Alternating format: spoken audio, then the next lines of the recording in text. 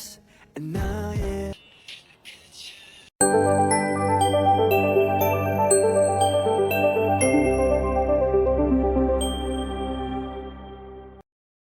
Halo semuanya, pada kesempatan kali ini saya akan membagikan alur cerita untuk drama berjudul Good Girl episode terbaru. Awal cerita diperkenalkan, Yoon Dong-ju yang merupakan peraih medali emas tinju Olimpiade. Namun, hidupnya tidaklah mudah. Berkat prestasinya sebagai atlet Olimpiade, ia berhasil menjadi seorang polisi dan memulai kehidupan keduanya sebagai aparat penegak hukum. Dong-ju pergi ke sebuah pegadaian dan menggadaikan medali emas yang pernah ia menangkan karena ia kehabisan uang. Sementara itu, Man-sik diminta oleh atasannya, Kyung-chul, untuk membimbing Dong-ju. Namun, Man-sik merasa enggan karena ia adalah anggota satuan anti huru-hara yang telah terkena sanksi penurunan jabatan. Sebelumnya, Dong-ju pernah memukuli rekan sesama polisi karena mencurigainya menerima suap. Akibat kejadian itu, Dong-ju tidak disukai oleh banyak polisi lain dan akhirnya juga terkena sanksi penurunan jabatan. Bahkan, ia diminta untuk membayar ganti rugi kepada rekan yang ia pukul, hingga ia kehabisan uang. Karena banyak masalah yang menyertai Dong-ju, Man-sik merasa keberatan untuk membimbingnya. Namun, Kyung-chul terus mendesaknya agar mau membantu Dong-ju. Siapa tahu, jika Man-sik berhasil melatih Dong-ju dengan baik, sang komisioner akan mulai memperhatikan kinerjanya. Sementara itu, Ji-hana adalah peraih medali emas Olimpiade cabang menembak. Ia dikenal sebagai Dewi Menembak karena penampilannya yang memukau dan dicintai oleh masyarakat. Namun karena sebuah insiden besar yang mengguncang dunia, Hana memutuskan untuk berhenti dari dunia menembak dan menjadi polisi. Hana tengah melakukan syuting untuk video promosi kepolisian. Tapi komisioner terus memintanya untuk tampil lebih sempurna, padahal Hana sudah berusaha keras. Kyung-chul juga meminta Hana untuk bersabar dan bertahan sejenak. Kemudian, Man-sik dan Hana menghadiri rapat operasi perburuan kelinci yang juga dihadiri oleh tim UIR. Setelah kembali ke kantor, Hana justru mendapatkan perlakuan tidak menyenangkan dari rekan-rekannya.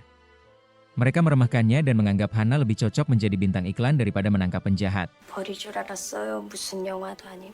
Dong-ju dan Man-sik ditugaskan ke lokasi perburuan, namun hanya ditempatkan di area yang jauh dari pusat operasi. Meski begitu, Dong-ju terlihat sangat bersemangat, bahkan sampai membuat Man-sik kesal. Saat itu, kurir dari geng kelinci emas muncul dari sebuah tempat, dan para polisi yang menyamar mulai bergerak.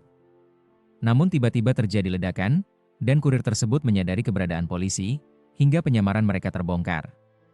Kurir itu langsung berlari sambil memperingatkan bosnya, Lee Sang-gon, untuk melarikan diri. Lee Sang-gon kabur dengan melompati atap-atap rumah. Saat itu, Man-sik yang sedang buang air kecil melihatnya. Sang-gon lalu menutup pintu toilet dan mencoba kabur. Dong-ju berusaha menghentikannya, tetapi ia kalah dalam perkelahian dan pingsan setelah dipukul oleh Sang-gon. Ia dijuluki kelinci emas karena gigi depannya terbuat dari emas. Setelah gagal menangkap bos geng tersebut, Dong-ju dan Man-sik mendapat cemoohan dari rekan-rekannya. Mereka dianggap tidak kompeten karena masuk kepolisian melalui jalur atlet berprestasi. Dong-ju kemudian bertemu Jae-hong, sesama polisi yang juga masuk lewat jalur atlet, sehingga mereka merasa senasib. Saat hendak pulang, Dong-ju bertemu kembali dengan Hana, polisi atlet lainnya. Hana terlihat kesal dan bahkan menendang poster dirinya sendiri. Melihat itu, Dong-ju memperbaiki poster tersebut dan memanggil Hana dengan sebutan Bak Pao. Ternyata mereka baru bertemu kembali setelah 3 tahun. Namun Hana tidak suka dipanggil Bak Pao oleh Dong-ju. Hana bersikap dingin karena tidak ingin terlihat dekat dengan Dong-ju. Meski sebenarnya ia tahu tentang kasus penurunan jabatan Dong-ju dan diam-diam memantaunya dari jauh. Tapi tetap saja, Hana menjaga jarak karena tidak ingin ada rumor aneh tentang mereka. Tiba-tiba, Jong Hyun menghentikan mobilnya dan mengajak Hana berbicara. Namun Hana menolak. Di sisi lain, Dong-ju dan Man-sik berada di depan pintu kantor bagian pengawasan pelanggaran disiplin polisi karena mereka mungkin akan diberi sanksi atas kegagalan menangkap geng kelinci emas. Ternyata, petugas yang memeriksa mereka adalah Jong Hyun, yang juga merupakan mantan atlet anggar yang kini menjadi polisi. Setelah wawancara selesai, Man-sik merasa cemas karena khawatir gajinya akan dipotong. Ia merasa kecewa karena meskipun Jong Hyun sama-sama mantan atlet, sikapnya tetap tegas dan dingin. Karir Jong Hyun memang berjalan mulus dan cepat naik pangkat, sementara Dong-ju justru turun jabatan. Ternyata, Jong Hyun adalah mantan kekasih Hana. Karena itu, Dong-ju merasa kesal melihat kedekatan mereka. Apalagi Dong-ju menyimpan perasaan pada Hana. Beberapa polisi juga tidak menyukai Jong Hyun karena ia pernah melaporkan pelanggaran yang membuat sejumlah rekan polisi lainnya terkena sanksi. Meski Jong Hyun beralasan bahwa ia hanya menjalankan tugasnya dengan baik, tetap saja ia dijauhi oleh sebagian rekan polisi. Salah satu polisi bahkan memperingatkan Jong Hyun agar berhenti bersikap seperti itu. Jika tidak, ia akan merasakan akibatnya. Akhirnya, Dongju dan Mansik diberi tugas baru, melakukan pengawasan di area terbuka pada siang hari. Di tengah teriknya matahari, Mansik tidak mengizinkan Dongju menyalakan pendingin udara mobil karena bensin mereka hampir habis. Setelah itu, Kyungchul mendekati mereka dan mengajak Mansik masuk ke dalam mobilnya, meninggalkan Dongju yang tetap berjaga sendirian. Dongju terus melakukan pengawasan hingga malam hari, menahan panas di dalam mobil. Akhirnya, ia keluar dan menyiram wajahnya dengan air. Tiba-tiba, sebuah mobil menabraknya hingga Dongju terjatuh ke dalam lumpur. Marah, Dongju mencoba membuka pintu mobil orang yang menabraknya. Namun orang itu justru menaikkan kaca jendela hingga tangan Dongju terjepit. Meski Dongju mengaku sebagai polisi, pengemudi tersebut tidak mengindahkannya dan malah melaju dengan Dongju yang masih menggantung di pintu. Pengemudi itu kemudian mengerem mendadak hingga Dongju terlempar. Saat mobil itu pergi, Dongju sempat melihat jenis mobilnya. Sayangnya, mobil Mansik juga dicuri. Dalam keadaan kesakitan, Dongju hanya bisa pasrah melihatnya. Di saat itu pula, ia melihat sesosok mayat tergeletak di sawah. Korban tersebut adalah Lee Jin-soo, korban tabrak lari. Saat pulang dari rumah sakit, Mansik menanyakan mobilnya. Dongju berpura-pura mobilnya masih terparkir di tempat, lalu kabur karena takut Mansik akan mengamuk jika tahu mobilnya dicuri. Keesokan harinya, Mansik mencari Dongju. Namun Dongju bersembunyi dan memotret luka-luka yang ia dapat akibat kecelakaan semalam. Malamnya, Dongju menghadiri acara penghargaan bagi tokoh-tokoh yang berkontribusi di bidang olahraga. Di sana, ia bertemu pelatih lamanya, Jonggu, yang pernah melatihnya untuk Olimpiade. Sebelum Olimpiade, pelatihnya ingin Dongju menjadi pegulat, namun Dongju menolak dan berencana pensiun setelah bertanding. Sebelum pertandingan, ia meminum vitamin pemberian pelatihnya dan berhasil meraih medali emas. Dongju sangat bangga dengan medalinya, tapi muncul kabar bahwa ia menggunakan doping. Namun setelah melalui proses hukum, obat yang dikonsumsi terbukti hanyalah pereda nyeri dan Dongju dinyatakan sah meraih medali emas. Meski begitu, Dongju merasa pelatihnya menjebaknya dengan vitamin itu karena ia menolak jadi pegulat. Merasa dikhianati, Dongju langsung meninggalkan acara tersebut. Hana mengikutinya dan melihat Dongju melampiaskan amarah pada boneka pukul. Hana menasihatinya, jika ia benar-benar meraih medali itu dengan kemampuannya, maka buktikanlah dengan kerja baik sebagai polisi, bukan dengan bertingkah bodoh. Nasihat Hana membangkitkan semangat Dongju kembali. Ia mulai berlatih giat dan bertekad membuktikan dirinya. Keesokan harinya, Dongju mencoba melaporkan kasus tabrak lari, namun kesulitan karena mobil pelaku adalah mobil impor dengan plat tak terdaftar dan rekaman CCTV buram. Ia kemudian teringat pernah melihat mobil itu dalam foto barang bukti. Ia menyelinap ke kantor Kapten Dae-yong untuk mengambilnya. Mansik memergokinya namun justru membantunya, memperingatkan Dongju agar cepat sebelum ketahuan. Tak lama kemudian, polisi lain datang, tapi Dongju dan Mansik tetap tenang dan tak mencurigakan. Dongju bertekad menangkap pelaku tabrak lari dan juga orang yang menabraknya. Mansik memperingatkan karena belum ada bukti kuat dan mobilnya bisa saja berbeda. Dongju lalu menunjukkan luka di bahunya yang bentuknya mirip dengan bemper depan mobil pelaku. Dongju yakin jika ia berhasil menangkap pelaku, maka ia juga bisa mengungkap keberadaan kelinci emas, karena mereka yang menyelundupkan mobil itu. Di tempat lain, kelinci emas berencana kabur lewat kapal, namun dipanggil bosnya untuk menjalankan misi lain. Sementara itu, Hana menerima barang-barang milik korban tabrak lari, Lee Jin-soo, yang tak ada satupun keluarganya datang. Hana pun ditugaskan untuk mengemas dan mengantarkannya ke keluarga korban. Di rumah sakit, Dongju berniat menjenguk korban bernama Jin-soo namun menurut dokter, Jin-soo tidak dapat diselamatkan. Kemudian Dongju buru-buru pergi setelah menerima telepon.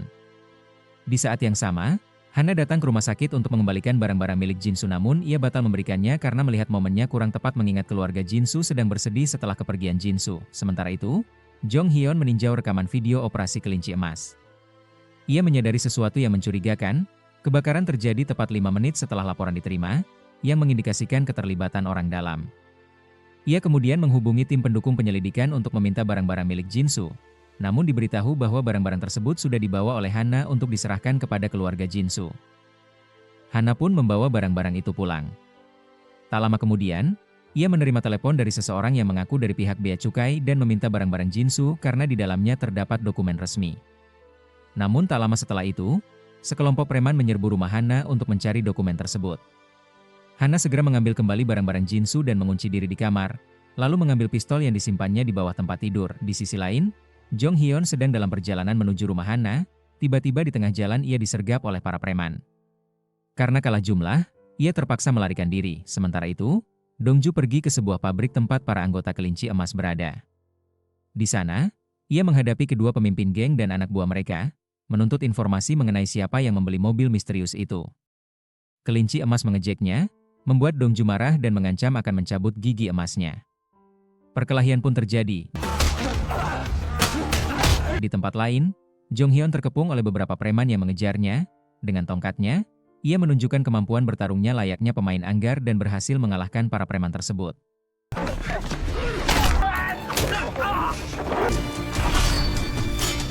Sedangkan Jae-hong yang sedang mengatur lalu lintas melihat apa yang dialami oleh Jong Hyun dan ia melemparkan besi penutup got ke arah mobil yang ingin menabraknya layaknya seorang pemain lempar cakram. Kembali ke rumah Hana, para preman akhirnya berhasil mendobrak masuk ke dalam kamarnya. Pertarungan sengit terjadi. Meski Hana bersenjata dan berhasil menembak beberapa pelaku, sayangnya masih ada satu preman yang berhasil merebut barang-barang milik Jinsu. Setelah Dongju bertarung habis-habisan melawan anak buah geng kelinci emas, kini ia harus menghadapi kelinci perak dan sang bos, Sanggon. Keduanya terkejut melihat Dongju masih hidup. Namun, sebelum Dongju berhasil melumpuhkan sang pemimpin geng, tiba-tiba dari belakang datang anak buah lainnya yang memukulnya. Akibatnya, tubuh Dongju terciprat Cat. Meski begitu, Dongju dengan berani melawan mereka semua dan melemparkan Cat ke arah mereka. Dalam pertempuran itu, Dongju berhasil melumpuhkan Sanggon hingga gigi emasnya terlepas.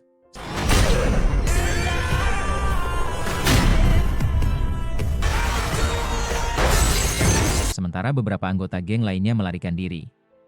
Tak lama kemudian, bantuan polisi datang dan langsung memborgol para preman yang tersisa.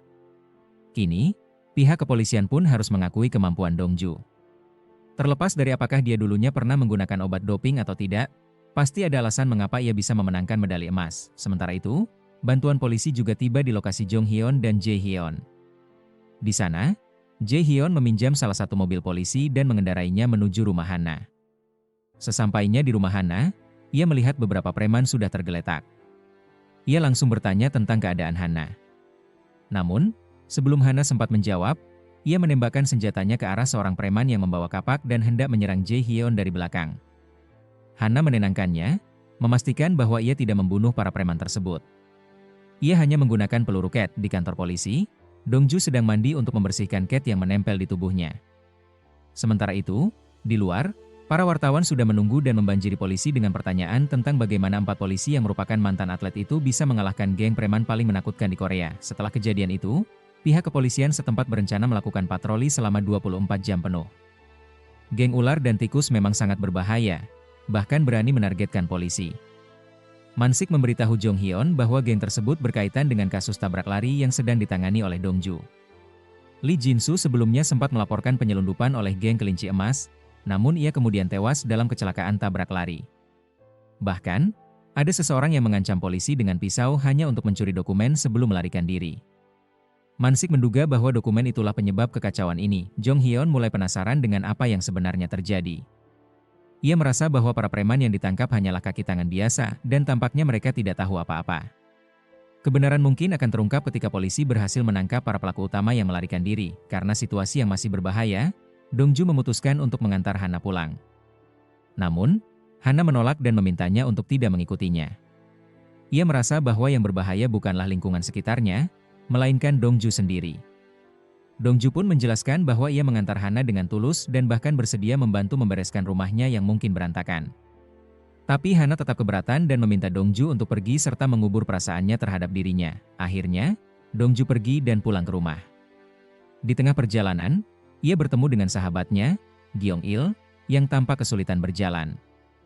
Dongju menawarkan bantuan, tapi ditolak.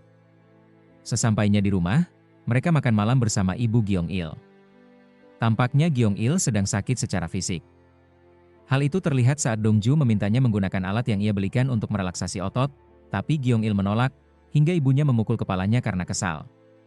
Meski begitu, mereka tidur di kamar yang sama seperti saudara. Dongju lalu menasihati Gyeong-il agar tidak bekerja dengan Oh Jong-gu dan tetap menjadi anak yang baik bagi ibunya. Menurutnya, Oh Jong-gu bukanlah orang baik. Namun, Gyeong-il menjawab bahwa sudah terlambat baginya untuk menjadi orang baik dan meminta Dongju untuk tidak mencampuri hidupnya. Tak lama, ponsel Gyeong-il berbunyi menerima sebuah pesan, dan ia langsung pergi. Dongju mencurigai bahwa pesan itu berasal dari Oh Jong-gu. Keesokan harinya, polisi menonton berita di TV tentang komisaris polisi Spanyol yang meluncurkan tim investigasi kriminal khusus dan memperkenalkan peralatan taktis baru. Di sana, Kapten Mansik meminta semua anggota polisi untuk berhenti bermain-main dan bersiap untuk menginterogasi kelinci emas karena dia sudah keluar dari rumah sakit. Mansik meminta Hana menangani kasus tabrak lari dan memeriksa barang bukti. Jae-hong ditugaskan untuk membuat bea cukai Insum bekerja sama dalam penyelidikan, sementara Dongju diminta untuk mengawal mereka. Dongju dan Mansik pun menginterogasi Sanggon, pemimpin geng kelinci emas. Dongju menunjukkan beberapa foto mobil dan bertanya siapa yang membelinya. Namun, Sanggon hanya diam dan menggeleng. Dongju kemudian memperhatikan jam tangan Sanggon yang mirip dengan jam tangan pengemudi yang menabraknya semalam. Sanggon mengaku bahwa jam itu dibelinya sendiri. Tiba-tiba, anak buah Daeyong datang dan membawa Sanggon serta dokumen hasil penyelidikan mereka. Tentu saja, Mansik memprotes karena mereka sedang dalam proses interogasi. Daeyong mengatakan bahwa ia membawa Sanggon atas perintah komisaris polisi. Sementara itu, sang komisaris sedang sibuk menunjukkan rompi anti peluru baru kepada media. Dalam acara tersebut, Hana menjadi model penembak untuk mendemonstrasikan efektivitas rompi tersebut. Ia berhasil menjatuhkan semua target, tetapi sang komisaris tidak puas. Ia meminta Hana menembak target tepat di bagian dada. Karena perintahnya tidak jelas, Hana malah menembak langsung ke dada sang komisaris sendiri. Komisaris pun pingsan, membuat suasana menjadi ricuh. Untungnya, ia tidak mengalami luka serius dan langsung dirawat di ruangan sebelah. Dengan marah, komisaris memerintahkan agar Hana segera dipecat.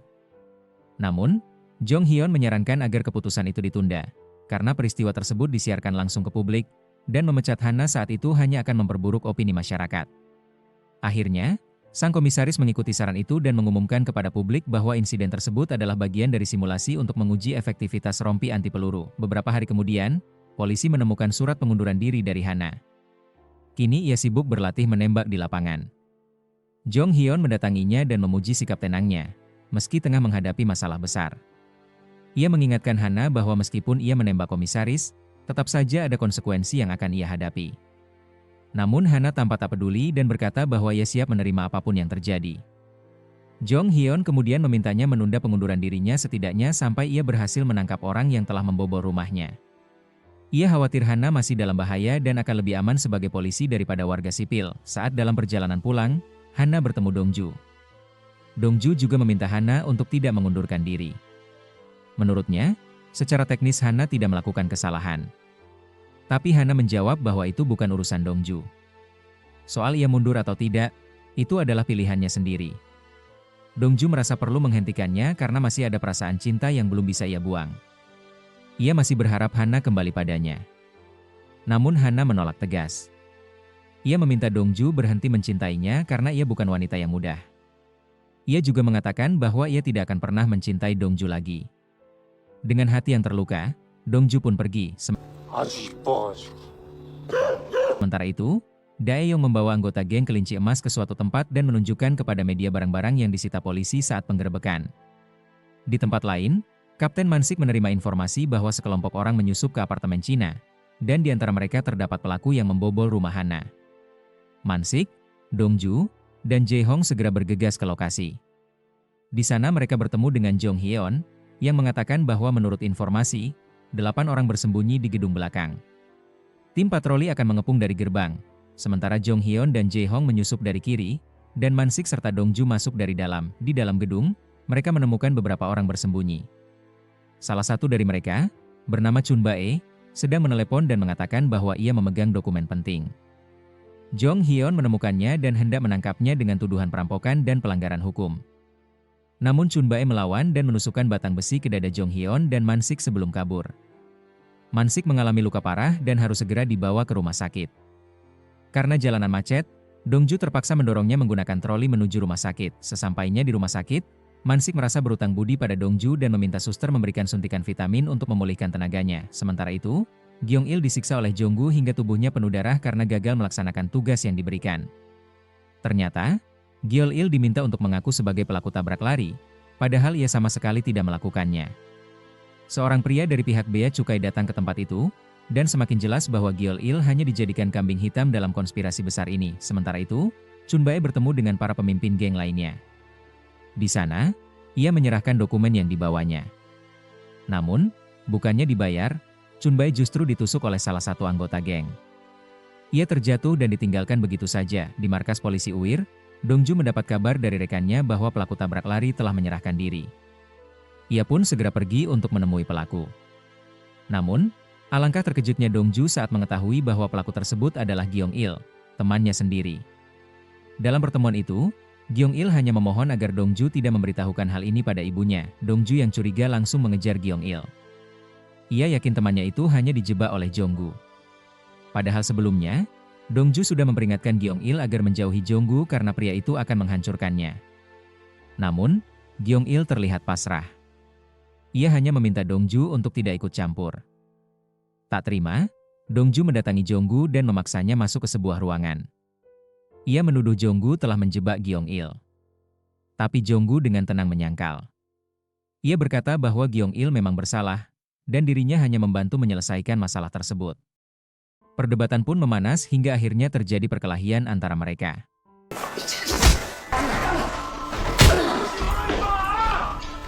Untungnya, Jae-hong segera datang dan melerai keduanya. Beberapa hari kemudian, pemakaman Jin-soo diadakan. Dongju dan rekan-rekannya menghadiri upacara itu. Di sana, Dongju melihat seorang pria mengenakan jam tangan yang mirip dengan milik pelaku tabrak lari yang dulu menabraknya. Ia segera mengejar pria tersebut, namun kehilangan jejak. Tak menyerah, Dongju memeriksa daftar kehadiran pelayat dan menemukan nama pria itu. Ia bekerja di bagian bea cukai. Dongju pun segera menuju kantor bea cukai dan meminta para pegawai yang memakai jam tangan untuk memerankan adegan sebagai sopir secara bergantian. Tidak lama kemudian, ia berhasil mengenali gerak-gerik seseorang yang mencurigakan. Dongju yakin, pria itulah pelaku tabrak lari yang selama ini ia cari.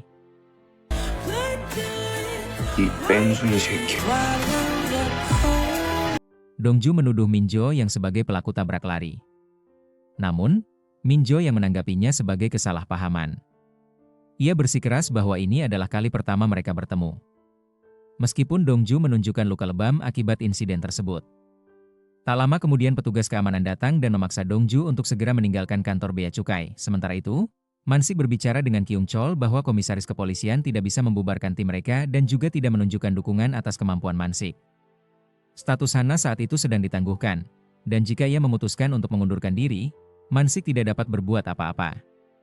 Maka, ia meminta Kyung Chol untuk menunda proses pengunduran diri Hana sampai ia bertemu dengannya lebih dulu. Tak lama, Mansik mendapat panggilan dari kantor polisi setempat dan segera bergegas ke sana. Rupanya, ia menerima laporan bahwa Dongju telah membuat keributan di kantor bea cukai. Dongju pun diinterogasi oleh Mansik dan Jae-hong. Ia dituduh membuat keonaran dengan mempertontonkan luka-lukanya. Dongju tetap bersikukuh bahwa Minjo yang, pegawai bea cukai, adalah pelaku tabrak lari. Menurutnya, pria itu bukan pegawai sipil biasa, melainkan seorang pejabat tingkat 7 yang terlibat dalam kasus pembunuhan, bos geng, dan kriminal berdarah campuran Korea Tiongkok yang bersenjata tajam. Namun, Dongju belum memiliki cukup bukti. Oleh karena itu, ia mengajak rekan-rekannya untuk turut menyelidiki kasus tersebut. Tak lama kemudian, Jong Hyun datang dan khawatir dengan keadaan Mansik yang sebelumnya tertusuk. Mansik memintanya untuk kembali bergabung dengan tim, namun Dongju menolak. Ia menegur Mansik karena mengambil keputusan sendiri tanpa berdiskusi dengan anggota tim. Namun secara mengejutkan, Jae-hong justru mendukung kembalinya Jong Hyun, membuat suara Dongju kalah. Mereka pun memutuskan untuk menunggu keputusan dari Hana. Dongju sendiri merasa Jong Hyun belum memberikan kontribusi berarti dalam tim. Ia mengejek bahwa Jong Hyun hanya pandai bermain pedang seperti anak kecil, dan saat situasi nyata datang, ia justru membeku seperti patung. Mendengar ejekan itu, Jong Hyun marah dan menantang Dongju untuk bertarung. Mereka pun berduel sengit sementara yang lain meninggalkan ruangan. Akhirnya, Jong Hyun berhasil mengalahkan Dongju.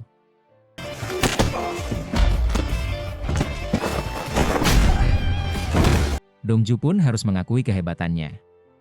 Ternyata, ia tidak tahu bahwa Jong Hyun dulunya merupakan anggota cadangan tim nasional Taekwondo SMA.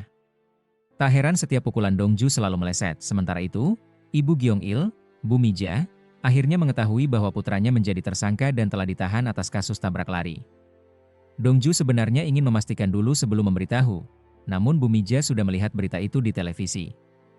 Ia yakin putranya bukan pelaku. Meskipun ia mungkin gagal dalam mendidik anaknya, tapi ia yakin Gyeong-il bukan pembunuh.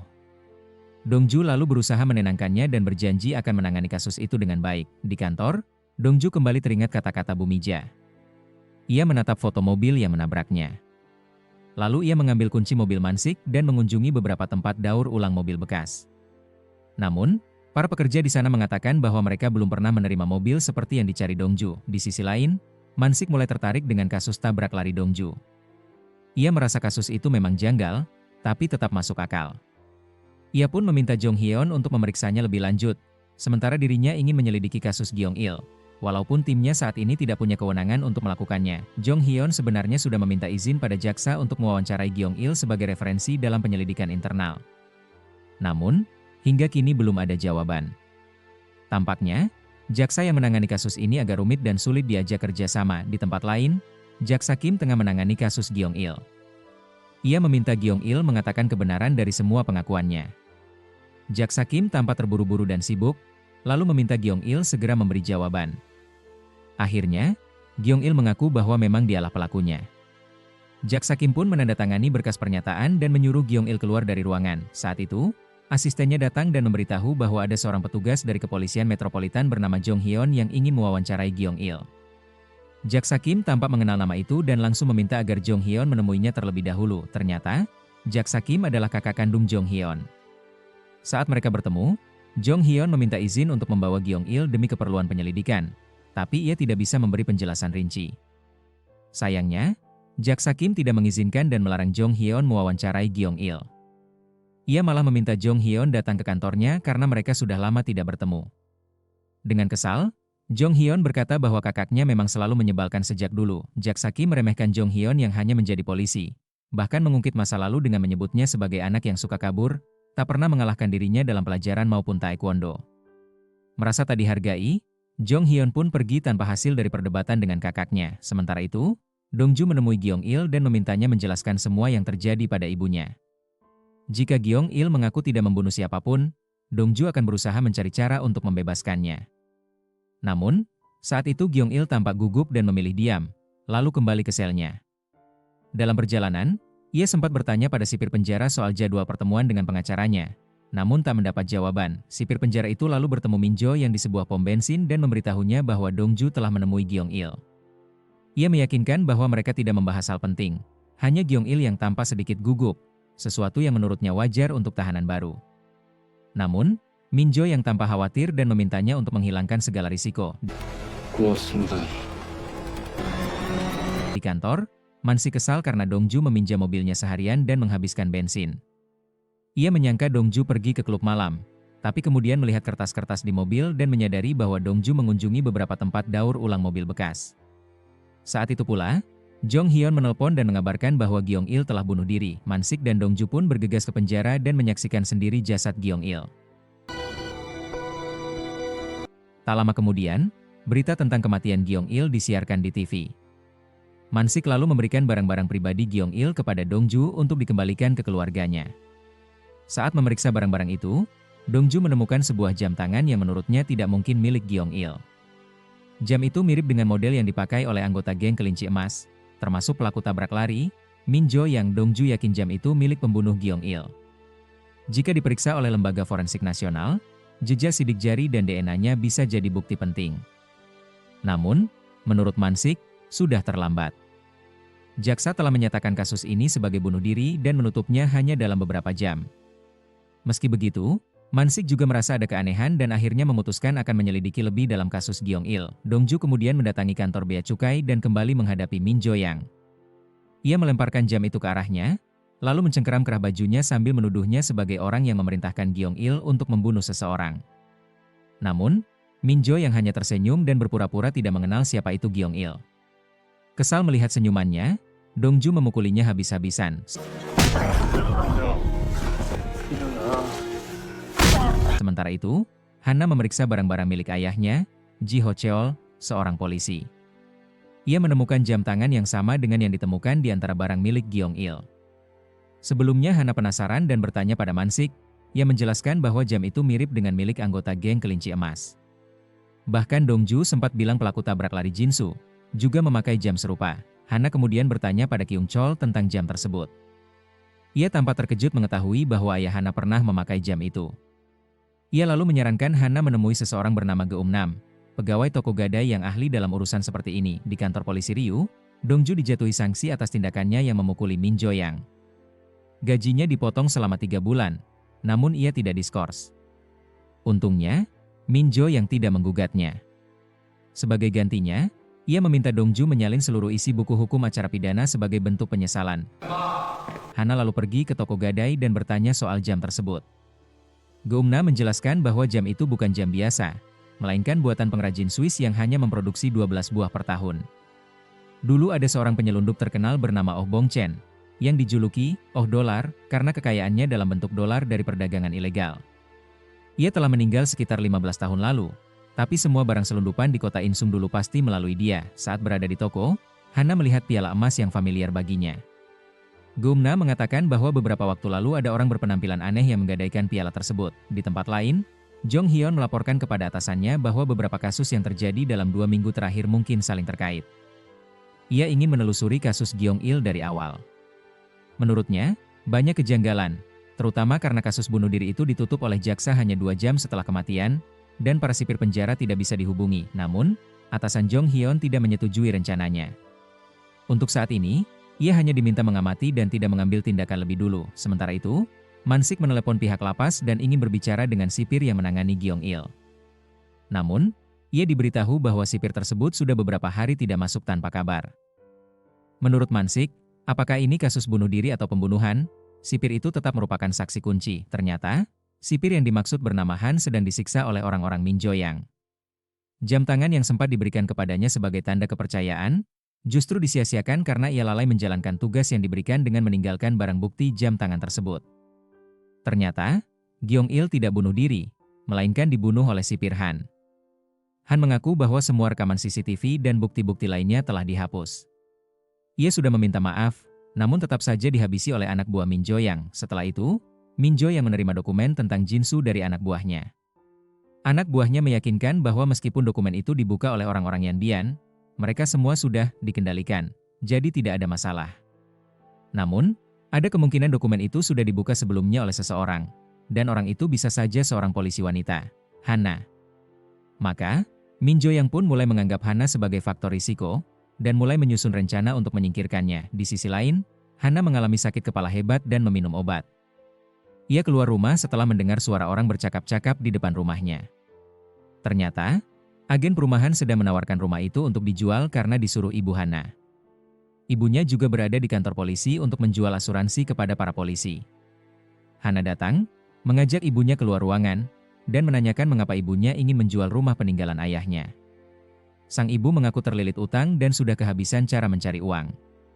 Ia juga menyalahkan Hana karena tidak mau menandatangani kontrak dengan manajemen artis dan lebih memilih menjadi polisi. Dari percakapan itu, terungkap bahwa Hana sudah lama tidak tinggal bersama ibunya karena sering bertengkar. Hana pun memperingatkan ibunya agar tidak lagi mengusik rumah ayahnya dan melarang sang ibu datang lagi ke kantor polisi. Saat berjalan pergi, Hana teringat masa lalu ketika ibunya sering memaksanya untuk mengambil kontrak iklan sampo. Karena itu, konsentrasinya terganggu dan ia kalah dalam pertandingan menembak. Dalam amarahnya saat itu, Hana memotong rambutnya di depan ibunya, dan otomatis kontrak iklan pun batal. Saat berjalan sendirian, Hana kembali merasa pusing dan hampir jatuh. Beruntung, Dongju yang mengikuti Hana sejak di kantor polisi, segera menangkapnya. Mereka duduk bersama di atap gedung. Di sana, Dongju tahu bahwa Hana keluar dari rumah ibunya karena sering bertengkar, dan ia hanya meminum obat jika kepalanya benar-benar tidak tertahankan. Hana lalu berdiri, menepuk kepala Dongju, dan memberikan kembali medali emas yang dulu pernah Dongju menangkan. Ia juga menasihatinya agar tetap tabah, jernih berpikir, menjaga semangat, tidak mudah terpancing emosi, dan terus fokus pada target, menangkap si bajingan itu. Setelah itu, Hana menemui Man-sik dan menyatakan keinginannya menarik kembali surat pengunduran dirinya. Man-sik menyambutnya dengan hangat karena belum terlambat. Keesokan harinya, Hana kembali ke tim, bersamaan dengan Jong Hyun yang juga bergabung. Kini tim polisi T kembali lengkap. Jong Hyun menawarkan diri untuk menangani kasus tabrak lari Lee Jin-soo, yang selama ini dipegang oleh Dongju tapi belum membuahkan hasil. Dongju kembali ke kantor bea cukai dan menyerahkan naskah hukum yang diminta Min Jo yang sebagai bentuk pertanggungjawaban. Namun, Dongju tetap sulit menahan emosinya setiap kali berada dekat dengan Min Jo yang. Ia teringat nasihat Hana agar tidak mudah terpancing. Setelah menyerahkan naskah tersebut, Min Jo yang malah membuangnya. Dongju tampak emosi karena Jo yang tidak menghargainya. Akhirnya, Dongju ia hanya memukul kaca jendela sampai retak sambil mengancam Min Jo yang agar tidak main-main dengannya, seorang mantan atlet tinju nasional Korea. Setelah itu Dongju pergi. Tak lama kemudian, kaca yang dipukulnya akhirnya pecah juga.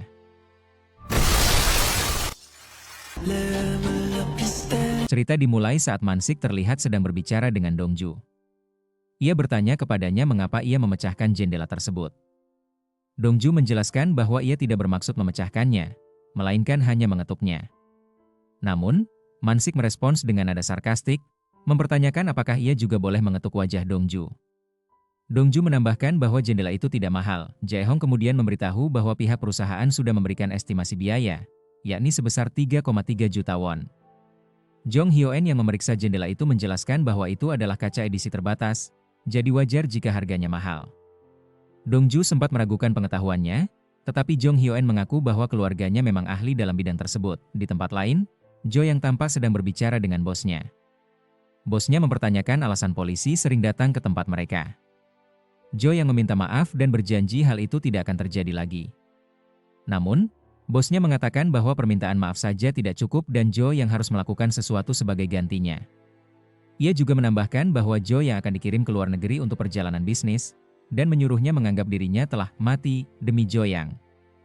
Jo Yang tidak bisa berkata-kata pun akhirnya hanya diam dan membiarkannya. Sementara itu, Dongju dan timnya terlihat sedang berada di area kafe sambil makan dan merencanakan langkah mereka selanjutnya. Mereka bertanya kepada Jong Hyo-en apakah ia melihat mobil yang digunakan oleh para preman saat melarikan diri. Jong Hyo-en menjelaskan bahwa ia telah menghubungi pusat pengelolaan lalu lintas dan mereka sedang melakukan penyelidikan. Mansik kemudian membagi tugas. Ia menyatakan bahwa Hana dan Jong Hyo-en akan mencari keberadaan kelinci perak, sementara Dongju dan Jae-hong akan menemui Jonggu. Namun, Dongju langsung berdiri dan menyampaikan ketidaksetujuannya. Ia mengatakan bahwa meskipun Mansik adalah kapten, itu tidak berarti ia bisa bertindak semaunya. Ketika ditanya apakah ada keberatan, ketiganya tidak keberatan. Tetapi Dongju kemudian mengatakan kepada Hana bahwa ia tidak boleh pergi bersama Jong Hyo-en dan harus ikut dengannya. Hana bertanya mengapa ia harus pergi bersama Dongju. Dan meskipun Dongju ingin mengungkapkan alasannya yang berkaitan dengan perasaan, ia tidak sanggup mengatakannya. Ia hanya bertanya kenapa Hana ingin pergi bersama Jong Hyo-en. Dan Hana menjawab bahwa ia ingin belajar sesuatu darinya. Tak lama setelah itu, mereka semua keluar. Jong Hyo-en memberitahu Hana bahwa jika ia merasa tidak nyaman untuk pergi bersamanya, ia bisa menolak. Namun, Hana mengatakan bahwa ia tidak masalah. Dongju hanya bisa memperhatikan mereka dari kejauhan dan tidak bisa berbuat apa-apa. Kemudian Dongju datang dan langsung masuk ke mobil mereka. Hana yang melihat itu bertanya apa yang sedang ia lakukan. Dongju menjawab bahwa ia ingin mulai belajar dari sekarang, sehingga ia akan menggantikan Hana. Hana meminta Dongju keluar dari mobil, tetapi ia menolak. Akhirnya Hana harus pergi bersama Jae-hong. Dongju lalu berkata kepada Jong Hyo-en bahwa ia senang bisa bekerja dengannya. Mereka pun pergi ke suatu tempat dan menunjukkan foto seorang preman bernama Seok-ju. Mereka bertanya kepada warga sekitar apakah mereka pernah melihat orang tersebut, tetapi mereka mengaku tidak tahu. Padahal, Seok-ju dan gengnya sebenarnya sedang berada tidak jauh dari sana. Namun Dongju dan Jong Hyo-en tidak menyadarinya. Di sisi lain, Jonggu terlihat sedang menemui asistennya. Asisten tersebut mengaku bahwa ia mendapatkan panggilan dari polisi dan sudah memberikan jadwal Jonggu kepada mereka. Jonggu menegurnya karena merasa itu adalah tindakan yang tidak seharusnya dilakukan. Ia pun segera pergi dan meminta asistennya untuk mengatakan kepada polisi bahwa ia tidak berada di tempat. Namun saat itu Jonggu menyadari bahwa mobil polisi telah datang, sehingga ia segera berlari masuk ke dalam. Sementara itu, Hana dan Jae-hong sedang berbicara dengan asisten, menanyakan keberadaan Jonggu. Perempuan itu mengatakan bahwa Jonggu sedang keluar, namun, ketika Hana melihat ke arah mobil, ia berkata bahwa mobilnya masih berada di sana. Perempuan itu lalu menjelaskan bahwa Jonggu pergi dengan kereta. Tetapi Hana meragukannya karena di daerah itu tidak ada jalur kereta. Perempuan tersebut tidak menjawab lagi. Dan akhirnya Hana serta Jae-hong pun pergi dari tempat itu. Setelah itu, Jonggu keluar dari persembunyiannya, mengira bahwa mereka sudah pergi. Namun tiba-tiba Hana masuk kembali dan melihat jam tangan milik Jonggu. Ia mengatakan bahwa jam tangan itu sangat bagus. Di tempat lain, Dongju sedang memperhatikan Jong Hyo-en, yang saat itu tengah berbicara dengan seorang polisi. Mereka sedang membicarakan mobil yang sebelumnya telah diminta Jong Hee untuk dilacak. Tak lama kemudian, Dongju naik ke dalam mobil dan mulai berbincang. Ia bertanya mengapa Jong Hyo-en, yang sebelumnya bukan polisi, kini justru melakukan pekerjaan kepolisian. Jong Hyo-en menjawab bahwa alasannya adalah karena Hana. Ia mengakui bahwa dirinya masih menyukai Hana. Ia kemudian mengatakan bahwa ia harus pergi ke suatu tempat dan meminta Dongju turun dari mobil. Dongju pun menurut. Di sisi lain, Mansik sedang menemui Gumnam. Mereka makan bersama, dan Mansik menanyakan siapa penyelundup mobil teratas saat ini. Gumnam menjawab bahwa orang itu adalah Guangxi, meskipun ia kemungkinan akan segera keluar dari grup. Mansik bertanya siapa yang akan menggantikannya, tapi Gumnam mengaku tidak tahu dan menyarankan agar Mansik menanyakan langsung kepada Guangxi. Kemudian, Mansik menunjukkan sebuah jam tangan dan bertanya apakah Gumnam tahu sesuatu tentang jam tersebut. Setelah melihatnya, Gumnam mengatakan bahwa ia tidak menyangka akan melihat jam itu lagi. Ia menambahkan bahwa sebelumnya ada seorang gadis yang datang dan menanyakan tentang jam itu. Saat Mansik bertanya siapa gadis itu, Gumnam menjawab bahwa ia tidak tahu. Namun dari cara ia mendeskripsikannya, Mansik menyimpulkan bahwa gadis itu kemungkinan besar adalah Hana. Di tempat lain, Kyunchul sedang berbicara dengan Hana. Ia menunjukkan sebuah laporan dan mengatakan bahwa pada tahun 2008, seorang pria bertato telah dibunuh, dan kasus tersebut ditangani oleh ayah Hana. Ia juga memberikan beberapa berkas, mengatakan bahwa itu adalah dokumen dari tempat kejadian perkara yang ditangani oleh ayahnya, dan menyarankan agar Hana membacanya. Sementara itu, Jong Hyo-en tiba di lokasi yang sebelumnya diberitahukan oleh polisi. Ia mengatakan bahwa terakhir kali mobil yang dicari terlihat di tempat itu. Tak lama kemudian, ia melihat mobil tersebut dan mendapati bahwa di dalamnya terdapat para preman. Mereka segera pergi. Jong Hyo-en mendekat dan mencoba mengamati apa yang sedang mereka lakukan, kemudian melihat puntung rokok di tanah. Ia berdiri di sana sambil menebak-nebak apa yang sebenarnya sedang terjadi, hingga akhirnya menyadari bahwa mereka mungkin sedang mengincar rumah Hana. Di sisi lain, Hana telah sampai di rumah dan mulai membaca dokumen-dokumen kasus ayahnya. Dalam dokumen itu disebutkan bahwa ayahnya dibunuh di dalam mobil dan kasus tersebut ditutup karena tidak terpecahkan. Hana mengingat kenangan masa kecilnya, saat ia mengatakan pada ayahnya bahwa ia ingin menjadi seorang polisi dan memintanya untuk mengajari cara menembak. Ia mulai menangis setelah mengingat semua itu. Keesokan harinya, Mansik mendatangi Hana sambil mengingat pernyataan Gumnam sebelumnya, bahwa ada seorang gadis yang datang menanyakan tentang jam tangan. Mansik lalu menanyakan kepada Hana apakah ia sudah menemui Jonggu, dan apa yang dikatakannya. Di sebuah adegan, Jonggu mengatakan bahwa dirinya pernah menjadi pelatih dari seseorang dan menganggapnya seperti adik sendiri. Namun karena pertanyaan-pertanyaan Hana yang cukup menyudutkan, Jonggu bertanya balik apakah Hana mengira bahwa dirinya yang menyebabkan orang itu terbunuh. Ia menegaskan bahwa ia tidak melakukan hal tersebut. Mansik menanggapinya dengan tenang dan meminta agar Jonggu terus mengamati orang tersebut karena ia adalah orang terakhir yang bertemu dengan Gyeong-il. Kemudian Mansik bertanya kepada Jong Hyong apakah ia telah mendapatkan informasi baru. Namun Jong Hyong menggeleng. Tiba-tiba, Mansik menerima telepon dari Gumnam yang memberikan lokasi keberadaan Guangxi. Setelah itu, Mansik mendatangi Dongju yang saat itu sedang tidur, membangunkannya, dan mengajaknya untuk pergi menemui Guangxi karena mereka telah mengetahui lokasinya. Guangxi terlihat berada di sebuah salon rambut, sedang merapikan rambutnya. Tak lama kemudian, Mansik dan Dongju tiba di sana dan melihatnya. Saat melihat mereka, Guangxi menyadari bahwa mereka adalah detektif dan bertanya mengapa mereka datang. Ia kemudian melarikan diri, namun setelah dikejar cukup lama, akhirnya ia berhasil ditangkap. Mereka menunjukkan foto sebuah mobil dan menanyakan apakah ia mengenal mobil itu atau pernah menjualnya. Guangxi menjawab bahwa ia tidak tahu dan menyatakan bahwa ia tidak lagi bekerja di bidang tersebut. Menurutnya, ada orang lain yang sekarang melakukannya, dan orang itu mempunyai julukan monyet. Ia juga menyebutkan bahwa monyet adalah penyelundup mobil kelas atas dan belum pernah tertangkap, karena dibantu oleh seseorang dari Bea Cukai Insu. Dongju menduga apakah orang yang dimaksud adalah Jo Yang, dan Guangxi membenarkannya. Setelah itu, Mansik kembali ke timnya dan hendak memberitahukan temuan barunya. Namun saat itu, Dong datang dan mulai bertanya-tanya apa yang sedang mereka kerjakan belakangan ini dan kasus apa yang sedang mereka tangani. Para anggota tidak memberi jawaban, hingga Dong pun pergi. Mansik lalu mengajak mereka berdiskusi lewat grup chat. Ia menunjukkan foto dan menjelaskan bahwa pria di foto itu bernama Monyet, seorang penyelundup mobil. Ia membagikan semua informasi yang didapat dari Guangxi. Mereka semua mulai aktif dalam percakapan grup itu, namun Dongju tampak lambat mengetik dan tidak bisa mengikuti. Ia berdiri dan berteriak, mempertanyakan apakah mereka tidak bisa membicarakan hal ini secara langsung. Mansik memintanya untuk duduk dan tetap tenang. Ia menambahkan bahwa mereka perlu mendapatkan mobil itu agar bisa digunakan sebagai umpan untuk menangkap para penjahat. Tiba-tiba, komisaris muncul, dan Mansik mulai panik karena merasa akan dimarahi. Dalam adegan berikutnya, seluruh tim sudah berada di luar, bersama dengan Guangxi. Ia menilai bahwa mobil saat ini yang mereka miliki tidak cukup bagus untuk menjalankan rencana tersebut. Namun kemudian ia melihat sebuah mobil yang ternyata adalah milik komisaris. Meskipun menyadari hal itu, Mansik bersikeras bahwa mereka harus menggunakan mobil tersebut demi memancing monyet. Mereka lalu mendekati mobil itu dan berhasil mencurinya. Guangxi kemudian membawa mobil itu dan bertemu kembali dengan mereka di suatu tempat. Ia mengatakan bahwa ia akan meninggalkan mobil itu di lokasi tertentu dan memberitahu pihak musuh bahwa mobil tersebut ada di sana. Tim diminta untuk mengambil mobil itu kembali dan mulai mengikuti mobil lainnya. Mereka pun menyetujuinya. Setelah itu, mereka pergi ke sebuah minimarket untuk membeli beberapa barang. Namun ketika Jong Hyung keluar dari toko, ia melihat bahwa Dongju telah pergi bersama Hana. Dongju tampak bersama Hana, memperlihatkan sesuatu yang telah ia bawa untuknya. Mereka kemudian tiba di lokasi tempat mobil itu diparkir. Dongju memperhatikan Hana. Sementara di sisi lain, Jae-hong dan Jong Hyo-en juga memperhatikan mereka dari kejauhan. Saat itu, dua orang pria datang dengan sepeda motor dan hendak membawa mobil itu pergi. Namun Dongju mengenali dua pria itu sebagai pencuri mobil Mansik, lalu diam-diam mencoba memotret mereka. Sayangnya, ia tanpa sengaja membunyikan suara dari perangkatnya. Salah satu dari pria itu pun bertanya apakah ada seseorang di luar. Mereka keluar untuk memeriksa.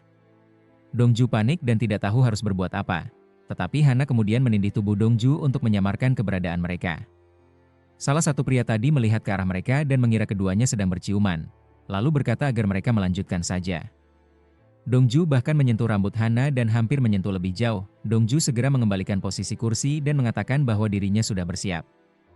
Jong Hyun memberitahu timnya bahwa mobil yang mereka awasi telah dibawa kabur dan mengejar mobil tersebut. Adegan berlanjut ke tempat lain, di mana Hana, Mansik, dan Dongju tiba di lokasi yang menurut informasi adalah tempat persembunyian monyet. Mereka mendiskusikan rencana penangkapan, namun Mansik memberitahu bahwa mereka tidak akan mendapat bantuan dari siapapun. Fokus utama mereka adalah menangkap monyet. Di sisi lain, Mansik dan timnya mulai memantau lokasi dan bersiap untuk melakukan serangan. Namun sebelum mereka masuk, tim detektif Deong juga tiba untuk membantu. Dalam kilas balik, Deong melihat Mansik dan timnya sedang bersiap pergi dan mereka mengikutinya. Pertarungan pun pecah, berlangsung cukup lama. Mansik dan Deong berusaha keras melindungi mobil karena jika rusak, mereka akan dimarahi komisaris. Mereka kemudian mengetahui keberadaan monyet dan langsung mengejarnya. Monyet kabur menggunakan mobil komisaris. Hana muncul dengan mobil lain dan menabrak mobil yang dikendarai monyet. Mansik terkejut melihat hal itu. Monyet keluar dari mobil dan kembali kabur. Namun Jong Hyo-en mengejarnya. Saat Jong Hyo-en mendekati monyet, ia mendapati bahwa monyet telah dibunuh oleh seseorang. Ia mengejar pria misterius itu dan sempat bertarung, namun tidak berhasil karena pria tersebut sangat tangguh. Wajah Jong Hyo-en sempat terluka oleh pisau. Tak lama, suara klakson mobil terdengar dan pria itu segera kabur menggunakan mobil yang menjemputnya. Kemudian komisaris datang dan melihat Mansik sedang memegang plat nomor mobilnya. Ia masuk dan memeriksa mobilnya, lalu memukul Mansik. Namun kemudian, komisaris mendapat ide. Adegan berikutnya memperlihatkan berita mengenai komisaris yang menggunakan kerusakan mobilnya sebagai barang berharga yang harus ia korbankan demi pengungkapan kasus penyelundupan mobil ilegal dan juga narkoba yang ditemukan. Sementara itu, Dongju dan timnya membahas keberadaan mobil milik Jae-yong dan kemana mobil itu dikirim. Mereka juga memeriksa dokumen milik Jin-so dan Jae-yong, hingga menyadari bahwa Jin-so mungkin telah mengetahui aktivitas ilegal Jae-yong. Itulah sebabnya kemungkinan besar Ju-yong memerintahkan pembunuhan Jin-so. Jae-yong saat itu sedang berada di kamar mandi ketika bosnya datang dan menyampaikan bahwa pihak kepolisian terus-menerus menghubungi kantor, menanyakan perihal perjalanan Jae-yong. Bosnya mengaku telah mengatakan bahwa Jae-yong pergi atas perintahnya. Namun, Jae-yong tidak puas dengan jawaban itu. Ia kemudian menahan tangan bosnya dan menegaskan bahwa sang bos harus memberitahu polisi bahwa perjalanan itu benar-benar atas perintahnya. Dengan ketakutan, bosnya pun menyanggupi permintaan tersebut. Setelah kejadian itu, Jae-yong keluar dan langsung menghubungi seseorang melalui telepon. Ia mengatakan bahwa rencana harus diubah. Tak lama kemudian, timnya Mansik terlihat sedang berada di pelabuhan kontainer untuk mencari mobil milik Jae-yong. Namun mereka tidak berhasil menemukannya. Di saat yang sama, Mansik menerima panggilan telepon yang menginformasikan tentang keberadaan Jae-yong. Dongju, yang mendengarnya, menyatakan bahwa ia tidak akan membiarkan Jae-yong lolos, lalu segera berangkat bersama Jong Hyo-en untuk mengejarnya. Mereka akhirnya berhadapan langsung dengan Jae-yong.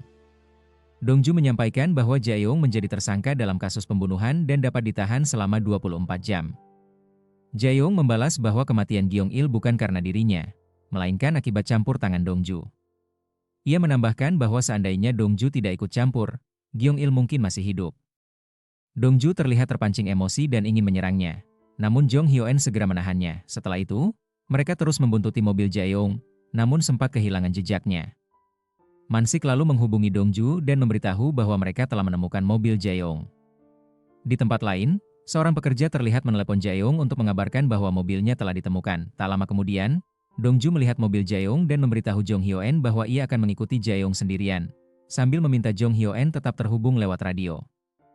Ia terlihat melompat dari atap satu ke atap lainnya untuk mengejar Jaeyoung yang membawa mobilnya melewati gang sempit. Namun, mobil Jong Hyo-en terjebak di gang tersebut dan tidak bisa melanjutkan pengejaran. Sementara itu, Mansik dan Hana juga sudah berada di lokasi dan sedang menunggu kedatangan Jaeyoung. Saat Jaeyoung muncul dengan mobilnya, Dongju melihat bahwa Hana berada tepat di hadapan mobil tersebut. Demi menyelamatkannya, Dongju mengambil selembar kain dan melompat dari atas, mendarat langsung di atas kap mobil hingga akhirnya mobil berhenti dan Hana pun selamat. Setelah kejadian tersebut, semua anggota tim menghampiri Dongju untuk memastikan keadaannya. Dongju meyakinkan mereka bahwa ia baik-baik saja dan tidak mengalami luka serius. Dongju lalu menghampiri Jaeyoung dan memberitahunya bahwa penerbangannya telah dibatalkan dan bahwa Dongju telah melanggar sejumlah hukum termasuk menabrak dirinya. Ia kemudian menyampaikan bahwa Jaeyoung resmi ditangkap.